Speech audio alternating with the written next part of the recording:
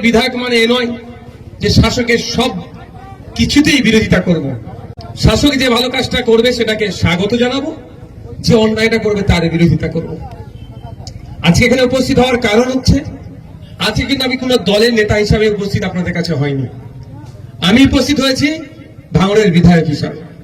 4 তারিখ যতক্ষণ না পর্যন্ত আমার হাতে সার্টিফিকেটটা পৌঁছায়নি, তার আগে পর্যন্ত আমি বামেদের সমর্থনে আইএসএফ এর প্রার্থী ছিলাম। যেই আমি সার্টিফিকেটটা হাতে পেলাম তখন আমি ভাঙড়ের বিধায়ক হয়ে গেলাম।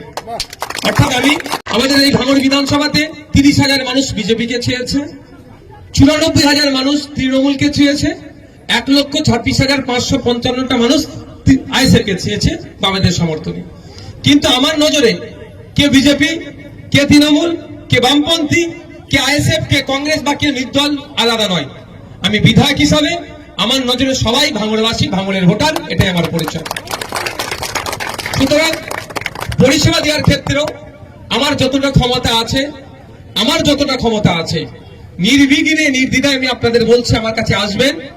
বামপন্থী নেতৃত্ব রইলেও যে পরিষেবা আমার এন্ড থেকে দেওয়া যায় সেটা দেবো। যেমন ভাবে কেউ যদি বিজেপির সমর্থক হয়ে থাকে সেও যদি আমার কাছে আসে একই পরিষেবা পাবে, আইএসএফ এর নেতৃত্বরা এলেও একই পরিষেবা পাবে।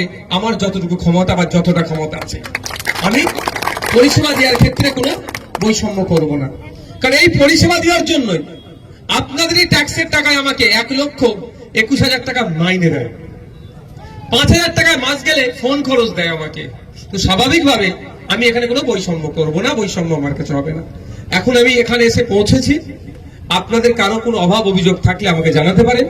তৎক্ষণিক যদি আমি সমাধান করতে পারি ভালো কথা, অন্যথায় আমি নোট করে রাখবো কোন দপ্তরে গিয়ে বললে ভালো হবে, কোন মিনিস্টারকে বললে ভালো হবে, কার কাছে আলোচনা করলে ভালো হবে, সেইগুলো করে আমার সর্বোচ্চ দিয়ে সমাধান করার কথা বলবো, চেষ্টা করব।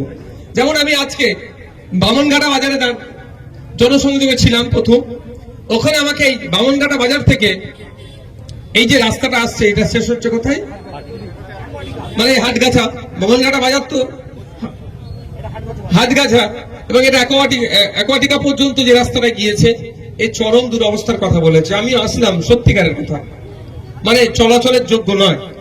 তো এটা নোট করিয়েছে। এখন তো ডিপার্টমেন্ট ভাগ হয়নি, মন্ত্রিত্বের এখন ডিস্ট্রিবিউশন হয়নি, ফলে কটা একটু দিন দাঁড়াতে হবে। এবং বাজেট সেশন শুরু হচ্ছে 18ই জুন থেকে। তো তখন আপনারা এখন সহজ সব থেকে কি বলুন তো, লাইভ চলবে। এখন সব থেকে বেশি মজার জিনিস কি, লাইভ চলবে। আপনারা ভোট দিয়ে পাঠিয়ে আপনার বিধায়ক কি করছে না করছে ঘরে বসে এবার দেখতে পাবেন।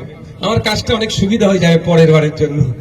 কি করছি না করছি আপনাদের জন্য কত আওয়াজ তুলছি কি তুলেনি, বড় আওয়াজ, ছোট আওয়াজ, বড় বরজ, ছোট বরজ থেকে এই রাস্তাঘাট, ওয়েটল্যান্ড, আপনাদের এখানে এমনও ঘটনা আমার কাছে আছে, আপনারা ভুক্তভোগী আমার থেকে বেশি জানেন। নতুন একটা মিটারের কানেকশন নিতে যাচ্ছেন, পাচ্ছেন না, আর এখানে প্রাসাদ সমূহ বাড়ি করে ফ্ল্যাট করে বিক্রি করে দিচ্ছে, তারা ভোটাভোট কানেকশন পেয়ে যাচ্ছে, কারণ ওরা মাল দিচ্ছে, আপনারা দিতে পারছেন না। এগুলো বন্ধ হবে।